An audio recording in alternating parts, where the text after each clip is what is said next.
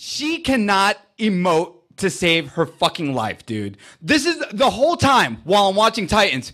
This is what she does. And someone put a side-by-side photo. You know, it's... Even when I eat spaghetti. Don't bring spaghetti into this. Don't besmirch spaghetti with Titans. I am, of course, DJ Miles. And with me is my friend, co-host, pilot, Christian Torres. Christian, how are you doing today, sir? Appreciate being called a pilot. I've always wanted to be one, but, you know, I'll settle for being your co-pilot on this show, man. Thanks for having me. When you think we're done with the bullshit, nope. You know, there's not enough of it to go around or even end, because guess what? We got Titans.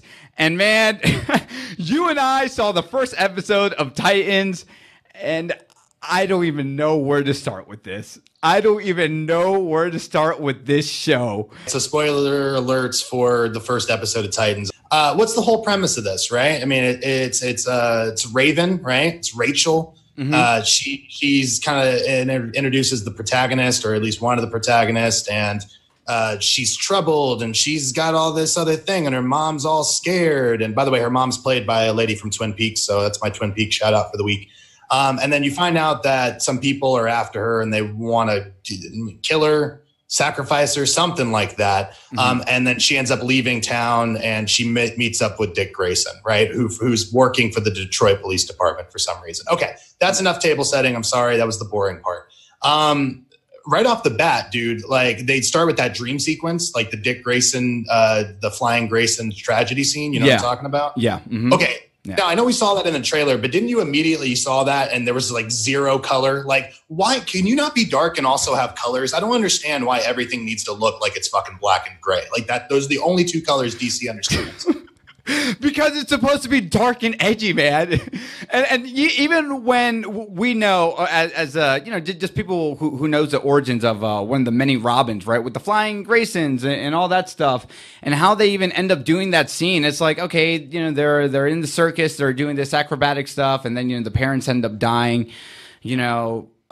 Sure. Am I supposed to feel some emotion for that? Well, I think that's the goal that they were trying to aim for, but I didn't feel any of it. And for whatever reason, you know, Raven, which I'm sure they'll explain in later episodes, why she had a dream and why she was so distraught after all of it. And dude, let me just go ahead and say, let me say the good now. I like the actor who plays Robin. The stuff with Starfire, although I just said something about it on Children of the Toast, okay, that was still something I'm like, well, I don't hate it. I just really don't know what the hell is going on with it. But I'm like, I don't hate it. But let's talk about the thing I hate a lot. This actress over here on the right-hand side, she cannot emote to save her fucking life, dude. This is the whole time while I'm watching Titans. This is what she does. And someone put a side-by-side photo. You know, it's... Even when I eat spaghetti.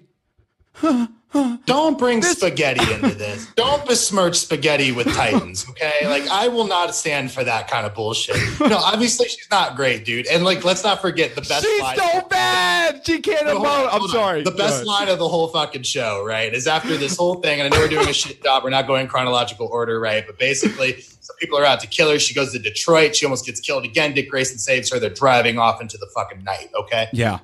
What's the worst line? My mom used to say that there's no such thing as monsters. I think she was wrong. Okay, number one, horrible fucking line. Number two, you are a fucking monster. You're a demon. Like you know that your mom was always wrong. What the fuck are we talking about here?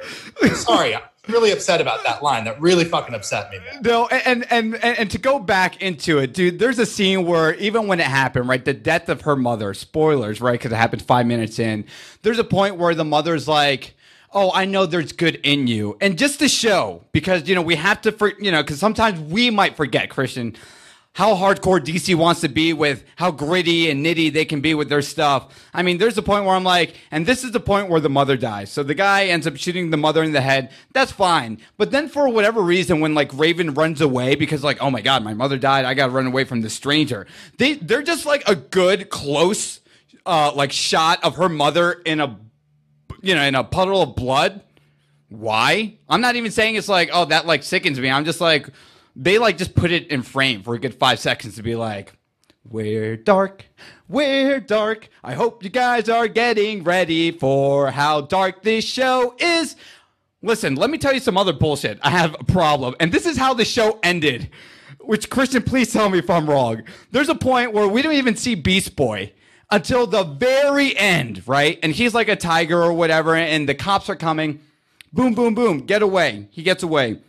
And, you know, we see the whole Animorphs. Remember that show on Nickelodeon, Animorphs? That's what the CG thing looked like when he was going from the tiger with the CG. Horrible, by the way. So he's going from the Animorphs form to the human form. And what does he get out of his mouth? A fucking Xbox game. And he's like, I got it. And he runs away, and that's how the show ends. I wish I was making this up. Like, I'm just so baffled at knowing there's a team of writers, Christian, and they're writing this whole thing down.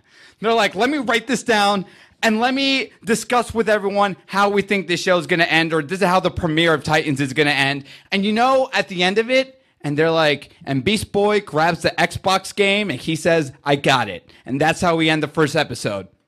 You're more upset the fact that like 6 different people had to say, yeah, that's a good idea. And then went to a showrunner who was like, yeah, that's a good idea. And then it went to network and they're like, you know what? Great idea. That's what you're more upset about. What the fuck? What is going on? Here's the thing, people. I make fun of Walking Dead when it's bad because, to be honest with you, there's a lot of good. There's a lot of good that Christian and I see in Walking Dead. That's why I give it tough love. Right? Because I want it to be good. I don't want any TV show to be bad. But this shit in Titans is atrocious. It's just as bad as the trailer promoted. Do you know how recently, whether it's movies or TV shows, where they're like, it's showing too much. I'm not sure if I should watch it. Watch the trailer for Titans. And then when you're like, that shit sucks, I did you a favor. That's all you have to see. I feel very conflicted about it because I feel like it's way more competent than I thought it was going to be. You know what I mean? In terms of tone, like it did kind of do something interesting. The Beast Boy of it all is really fucking stupid because they, for better or for worse, they weaved these stories, right? Like Starfire, man, we just cut and suddenly we're in Austria for no reason, right? We get this whole other story and they're treating her like the fucking Bourne, like Jason Bourne or something. She has no memory and she's piecing everything together. It's a whole fucking thing, dude. I don't know, man. Oh, and the fuck Batman of it all. Why didn't we talk about this? Oh yeah, no, I was saving that for last. Go ahead, but I'll let you bring it up. The fuck Batman of it all, which is like where all the tragedy or all the like the bad publicity that really came from of this was even worse in the show than it was in the trailer, right? Because he says it after like a fight scene where no one else is around. Like it doesn't progress the story. It's not a retort to a fucking bad guy. It's literally just fuck Batman for the sake of saying fuck Batman. It's kind of the worst fucking thing I've ever seen. Dude, it's so bad. And just to rewind 2 seconds, this is how it starts. So, you know, Robin comes, sees a group of villains. He's like, hey, put that drug, you know, put those drugs away because, you know, drugs are bad, whatever. And then, you know, I love how all the villains, just like how I feel about the show Titans, where's Batman? Because he's the only person that can save this show right now. Where's Batman? That criminal was speaking as a conduit for the audience. Was like, yo, is Batman coming? Because real talk, I don't want to spend however much the DC streaming app costs to watch this piece of shit show. That's what happened. And then when it finally happened, they're like, oh, okay, I guess we got to, you know, deal with this. They all get their ass whooped. And then, of course, you know, then you get the scene of the fuck Batman. It's like, dude, even in context, it's like it's not even necessary. And let me just say this one last thing and we'll hop over it because I'm done talking about this shit. There's a point where Robin, he's a detective in his day job. And there's a point where, you know, they say he has a partner. And he just never had all the right partners in his life, right? So we start off actually one of the opening scenes in Titans where, you know, he gets a new partner, female lead.